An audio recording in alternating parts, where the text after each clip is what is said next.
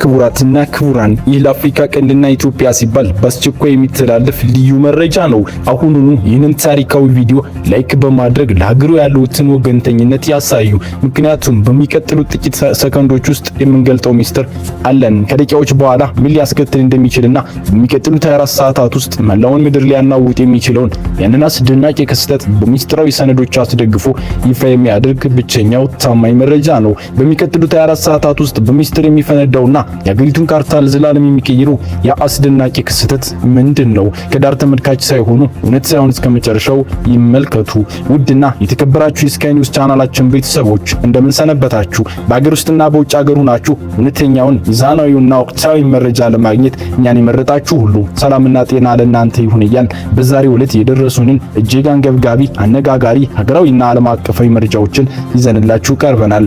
እስከ ቪዲዮ ፍጻሜ ድረስ አብራችሁን ቆዩ።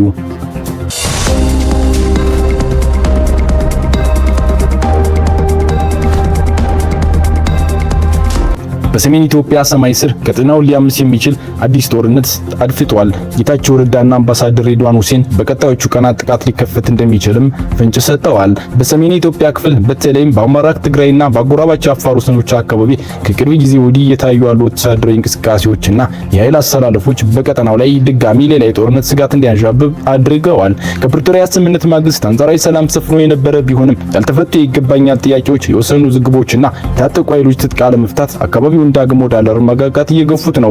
በተለይም በቅርብ ሳምንታት በትግራይና ሰሜናዊ ምዕራብ እንደ ሽራሮ ባለው የኤርትራ ድንበር አካባቢዎች ላይ የተፈጸሙ የድሮን ጥቃቶችና የተለያዩ የጦር መሳሪያዎች ድምጽ ውጥረቱን ይበልጥ አባብሰውታል። ለዚህ አዲስ የስጋት ማዕበል ዋነኛው ምክንያት ደግሞ የወልቃይትና ራያ አካባቢዎች አስተዳደራዊ ወሰን ጉዳይ እስካሁን ዘላቂ አስተማማኝ እልባት አለማግኘቱ ነው።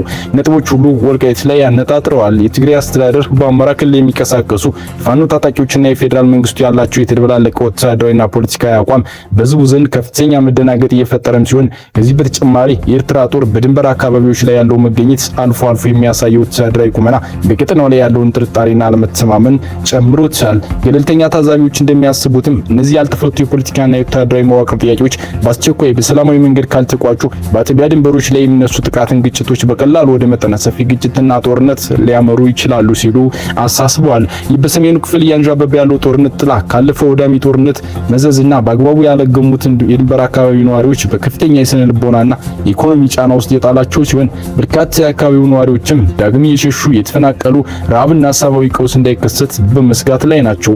በአሁኑ ወቅት ኢትዮጵያ ካለችበት አስቸጋሪ የኢኮኖሚ ሪፎርምና የኑሮ ውድነት ጫና አንጻር ሌላ ዙር ጦርነት ውስጥ መግባት ማህበራዊ ስብራቱን ይበልጥ የሚያሰፋው በመሆኑ ጦርነቱ ሳይጀመር በአስቸኳይ ድርድር እንዲጀመር በርካቶች እየጠየቁ ይገኛሉ።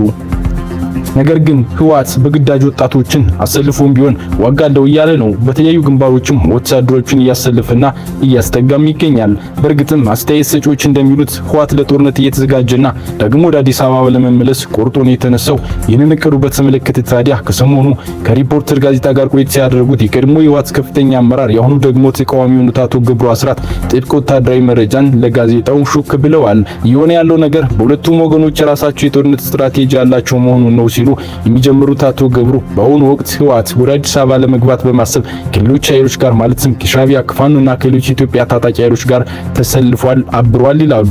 ወደ አዲስ አበባ ከሚወስዱት መንገዶች አንዱ በቆቦ መስመርና በሰቆጣ መስመር በኩል ነው። አሁን እየሞከሩት ያለው ይህንን የኃይል ስምሪትን ካዩትም በቆቦ መስመር፣ በራያ መስመር፣ በሰቆጣ መስመርና በመቀሌ መስመር ላይ ከፍተኛ ኃይልን አስፍረዋል። በሌላ በኩል ደግሞ አዲስ ስትራቴጂ የሚመስለው በሱዳን በኩል ከፍተኛ ኃይል ማጠናከር ሲሆን ይህም በሁመራ በኩል ለመግባት እየታለመ ነው። እኔ እንደማየው በመተማና በሱዳን ድንበር አካባቢ ያንን ኃይል ማጠናከር የዚህ እቅድ አካል ነው። የጀነራል አልቡርሃን የሱዳን መንግስትም ይህንን አካባቢ የጦርነቱ ዋና ማዕከል አድርጎታል። ድንበሩ ከመተማና ዳማዚን ተነስቶ እስከ ሁመራ የሚዘልቅ በመሆኑ በዚያ ሌላ ግንባር መከፈቱ አይቀሬ ነው። ስለዚህ ጦርነቱ በጥቅሉ ከመተማ እስከ ዳማዚን ያለው መላውን የኢትዮጵያ ድንበር ሊያካልል ይችላል። ግጭት ከተቀሰቀሰ በአንድ ግንባር ብቻ የሚወሰን አይሆንም። ቢያንስ 3 ዋና ዋና ግንባሮች ይኖራሉ በማለት አቶ ገብሩ ያስረዳሉ። ግንባሮቹን ሲዘረዝሩም ከቆቦ እስከ ሱዳን ወደ መቀሌ ከሚወስዱት ግንባሮች በተጨማሪ በሽሬ ግንባር ዙሪያም ከፍተኛ ወታደራዊ መገኘት አለ። ስለሆነም ጦርነቱ በአንድ ግንባር ብቻ አይገደብም። 3 የተለያዩና በግል የሚታወቁ ግንባሮች እየዳበሩ ያሉ ሲሆን አንደኛው ይህ ወሳኝ የሱዳን ግንባር ነው። ሌላው ደግሞ ከቆቦ ተነስቶ እስከ መቀሌ የሚዘልቀው የቆቦ ግንባር ነው። በተጨማሪም በሽሬ ሰሜናዊና ሰሜን ምዕራብ አካባቢዎች እጅግ ከፍተኛ ኃይል ሰፍሯል። በዚህ ምክንያት ሁለቱም ወገኖች ይህንን ጦርነት ለማሸነፍ የራሳቸውን የተለያየ ውጊያ ስትራቴጂ ይዘዋል። ኢትዮጵያ መንግስት ማሳካት በሚፈልገውና በኢትዮጵያ በኩል መግባት እንደሚሻል በመመስረት አሁን በሁሉም መስመሮች ማለትም በቆቦ መንገድ፣ በሰቆጣና በአፋር መስመር ላይ ኃይሎች በከፍተኛ ሁኔታ ተጠናክረዋል በማለት የህወሓት ጦር በየቤት ግንባር ጦርነት እንዳሰለፈ የፌዴራል መንግስቱ ዝግጅት ምንም እንደሚመስል ነው የሚያብራሩት አቶ ገብሩ አክለውም በጸለምትና በሁመራ አካባቢዎችም ከፍተኛ ወታደራዊ ኃይል ሰፍሯል ይላሉ። የወታደር ስምሪት በሱዳንም ሆነ በኤርትራ በኩል ለመግባት የሚሞክሩትን ማንኛውንም ኃይሎች ለመመከት የሚያገለግል ነው ይሉናል። በመሆኑም ወደ ፈለገበት መድረሻ ያደርሰናል ብለው ያመኑበትና ስትራቴጂ ቀይሰዋል። ሆኖም ጦርነቱ ተለዋጭነትና አቀማመጥ በማንኛውም ጊዜ ሊቀየር ይችላል። ይህንን እንደ አንድ የማይለወጥና ነፃ የሆነ መስመር የግጭት መስመር አድርገን ልንመለከተው አንችልም። ከአንድ ወገን የሚሰነዘር ጥቃት ተከትሎ ከሌላኛው ወገን የሚሰነዘር መልሶ ማጥቃት ንቁ የሆኑ የጦር ግንባሮችን ሙሉ በሙሉ ሊቀይራቸው ይችላል በማለት ዝርዝር ማብራሪያ ለጋዜጣው ሰጥተዋል። አቶ ገብሩ አስራት አሁናዊ የጽምዶ ኃይሎች ጥምረትም ደርግ ከገጠመው ሁኔታ ጋር ያመሳስሉታል። ነገር ግን አሁን ብልጽግና የገጠመው የተቃዋሚዎች ትብብር ወይም ጽምዶ ደርግ ከገጠመው የከፋ ስለመሆኑ ግን ሳይሸሽጉ ተናግረዋል። የደርግ ስርዓት በሱዳን ውስጥ ያሉ አማጽያን በትጥቅ በመደገፍ እንደ ፕሮክሲ ይጠቀሙባቸው ነበር። በተመሳሳይ ሱዳንን በትግል ወቅት ሻቢያንና ህዋትን ትደግፍ ነበር። ዛሬ የምናየው ግን ከዚያም ፍጹም የተለየና ወደ ቀጥተኛ ወታደራዊ ጥምረት እያደገ ነው ይላሉ። ቀጥሎም በቤንሻንጉል አቅጣጫ የግንባር ስምሪት ሊያደርጉ እንደሚችሉም ያስጠነቅቃሉ። አቶ ገብሩ አስራት ስትራቴጂካዊ አንጻር ዋና ትኩረታቸው በድንበር አካባቢ ባለው በአባይ ወንዝ ተፋሰስ ላይ ያረፈ ሊሆን ይችላል። ይህ ለሱዳን የራሷ የሃይድሮኤሌክትሪክ ኃይል ማመንጫ ተቋም ስላሏት እጅግ ስትራቴጂካዊ ቦታ ነው። በተጨማሪም ቦታው የኢትዮጵያ የታላቁ ህዳሴ ግድብ ከሚገኝበት አካባቢ ጋር በቀጥታ የሚገናኝ ነው። ስለዚህ የተወሰነ ቀጠና በጣም የሚመኙትና ቅድሚያ የሚሰጡት አካባቢ ነው። ለግብጽና ለሱዳን ይህንን ቀጠና መቆጣጠር ወይም ማወቅ እንደ ትልቅ ስትራቴጂካዊ ድል ሊቆጠር ይችላል። ግብጽና ሱዳን በዚህ ላይ እጅ ለእጅ ተያይዘው እየሰሩ ሲሆን ህወሓትና ሻቢያን በዚህ ላይ ተመሳሳይ አቋም ነው ያላቸው። የጋራ ዓላማቸው ኢትዮጵያን በናይል ወንዝ ላይ ያላትን ተጽዕኖ ማዳከም ወይም ማክሸፍ እንዲሁም ግድቡ በተሟላ ሁኔታ እንዳይሰራ ማድረግ ነው። ይህ በእርግጠኝነት ከዋና ዋና ስትራቴጂ አቅጣጫቸው መካከል አንዱ ነው ማለት አቶ ገብሩ አስራት ያብራራሉ። በዚህ ሰሜን ኢትዮጵያ ወታደራዊ ውጥረት ላይ ቀጠናዊ የመሆን እድሉ እጅጉን ሰፊ ነው። ግብጽና ሱዳን በማሰብሰፋቸው አንጻር እንዲሁም ህወሓት ከነዚህ ኃይሎች ጋር እየሰራ መሆኑ በትግራይ አዲስ ጦርነት ቢቀሰቀስ ቀጠናዊ የመሆን እድሉ እጅግ ሰፊ ነው። በተለይም ደግሞ ከሱዳን ካለው ነባራዊ ሁኔታ አንጻር የሱዳን ጦርነት ከመነሻው ብቻ ሳይሆን በሂደት የተፈጠሩ ለውጦችን ተከትሎ የውጭ ሀገሮች ጣልቃ ገብነት ሚናን እየቀያየረ እንደመጣ ትችቶች ያነሳሉ። አንዳንዶች ከመነሻው የሱዳን ሰራዊት ወይንም ፈጥኖ ደራሽ ኃይሉን የደገፉትን ጎራ በመደገፍ ሲቀጥሉ፣ ሌሎች ግን ጎራ መቀየራቸው ወይም ከአደራዳሪነት ወደ አንድ ጎራ ደጋፊነት መሸጋገራቸው ይታያል። በሁለቱም የሱዳን ተፋላሚ ኃይሎች ላይ ዓለም አቀፍ የመሳሪያ ማዕቀብ ተጥሎባቸዋል። ነገር ግን ሁለቱም የሱዳን ተፋላሚ ኃይሎች በውጭ ኃይሎች መሳሪያና ገንዘብ ድጋፍ ላይ ጥገኛ ናቸው። ሁለቱም የሱዳን ወርቅ ሽጠው ነው ጦርነቱን የሚደጉሙት።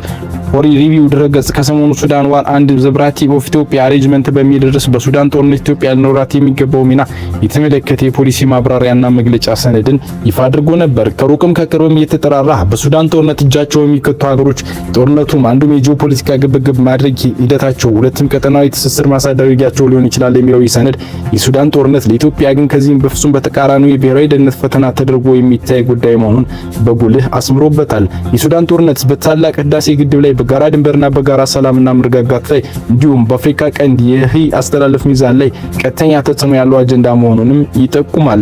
ኢትዮጵያ ከረጅም ጊዜ ጀምሮ ለሱዳን ሰላምና መረጋጋት ያበረከተችው አስተዋጽኦ አቻ እንደሌለው ነው ሰነዱ የሚያብራራው። ጦርነቱ ከጀመረበት እንደ ኢትዮጵያን አቆጣጠር 2023 ጀምሮ ኢትዮጵያ የሰብአዊ ቀውሱን በማረጋጋት ላይ አተኩራ ስትሰራ ነበር። ከሱዳን ፈጥኖ ደራሽ ኃይል አመራር ጋር የሁለትዮሽ ግንኙነት በመፍጠርም ውጤታማ ስራ መስራት ትችላለች። ምን እንጂ ኢትዮጵያ ጠላቱ ነው የቆሙት ግብጽና ኤርትራ ወዲያው ከሱዳን ሰራዊት ጀርባ ተሰልፎ ጦርነቱ ለጸረ ኢትዮጵያ ፍላጎታቸውን ማስፈጸሚያ ሊያደርጉት ተንቀሳቅሰዋል። ኢትዮጵያ በሱዳን ጦርነት የሚኖራትን አዎንታዊ ዲፕሎማሲ ሚና ለመወጣት ቀዝቃዛ አካሄዱን መከተሏ ከራሷ ፍላጎት ፍጹም የሚቃረን ፍላጎት ይዞ የመጡ ኃይሎች አፍራሽ እንቅስቃሴዎችን ለመግፋት እድል አግኝተዋል በማለት የሚጠቅሰው የፖሊሲ መግለጫ የኢትዮጵያ መንግስት በሱዳን ጉዳይ የዳር ተመልካች ከመሆን አዎንታዊ የዲፕሎማሲ ሚናን ወደ መወጣት እንዲገባም ያሳስባል፣ ያስጠነቅቃል። ጦርነቱ በጀመረበት ወቅት ስለ ሱዳን ጠንከር አድርገው ሲናገሩ ለሱዳን ሰላማዊ መፍትሄ ማፈላለግ እና ሲንቀሳቀሱ በመቆየታቸው የሚታወሱት የኬንያው ፕሬዝዳንት ዊሊያም ሩቶ ግን በሂደት ከዚህ በተቃራኒ በመሆን አቋም ወንጀል መጀመራቸው ይታወቃል። ከአንድ ዓመት በፊት እንደ አውሮፓውያን አቆጣጠር በየካቲት 2025 በናይሮቢ ከተማ በኬንያታ ዓለም አቀፍ ኮንፈረንስ ማዕከል የሱዳን ተቃዋሚዎች ተሰብስበው የጋራ የሽግግር ቻርተር መፈራረማቸውና አዲስ ሀገር መስርተናል ማለታቸው በኬንያና በመሪዋ ላይ ከባድ ቁጣ ያስነሳ እንደነበር የሚታወስ ነው። የሱዳን ሽግግር መንግስትን የሚመራው የሱዳን ጦር ኃይል ይህንን ስብስብ ተከትሎ በኬንያ ላይ ከባድ ውዝግብንም አሰምቷል። ኬንያ ከተቋሙ ከሱዳን ፈጥኖ ደራሽ ኃይልና ጋር ተሰልፋ በሱዳን በማበጣበጥና በመከፋፈል ላይ ትገኛለች በማለትም ነው የሚወነጅሏት። የሱዳንን ሉዓላዊነት የሚጋፋ እንቅስቃሴ የሚያደርጉ ኬንያም ሆነች ሌሎች ሀገሮች በዝምታ እንደማይመለከትም የጀነራል አርቡናን ጦር በተደጋጋሚ ነው የሚያስጠነቅቀው። ከኢትዮጵያ ከኤርትራና ግብጽ ውስጥ ከሊቢያ ከቻድ ከማዕከላዊ አፍሪካ ሪፐብሊክ እና ከደቡብ ሱዳን ጋር የምትጎራበተው ሱዳን በስልታዊ ጠቀሜታ በዓለም ጎልቶ ላይ የሚቀሰቀሰው የቀይ ባህርን የምትጎራበት ሀገር ናት። በቆዳ ስፋትም በዓለም 15ኛ በአፍሪካ 3ኛ ትልቅ ሀገር የምትባለው ሱዳን ብዙ ውጭ መንግስታትን አይን የሚስብ ሰፊ የተንጣለለ የእርሻ መሬት የያዘችና ታላቁ የአባይ ወንዝም የሚያቋርጥባት ሀገር ናት። ሱዳን የአፍሪካ ቀንድ ከማዕከላዊ አፍሪካ ክፍል የምስራቅ አፍሪካን ከሰሜናዊ አፍሪካ ጋር የምታስተሳስር ምድር ብቻ ሳትሆን የሳህል ቀጠናውን ከመካከለኛው አፍሪካ ክልል ጋር የምታገናኝ መሸጋገሪያ ድልድይም ናት። የሁሉ መነሻ ምክንያት የውጭ መንግስታት ከሩቁም ከቅርቡም ወደ ሱዳን የሚጓትት እንደሆነና ተንታኞች ያነሳሉ።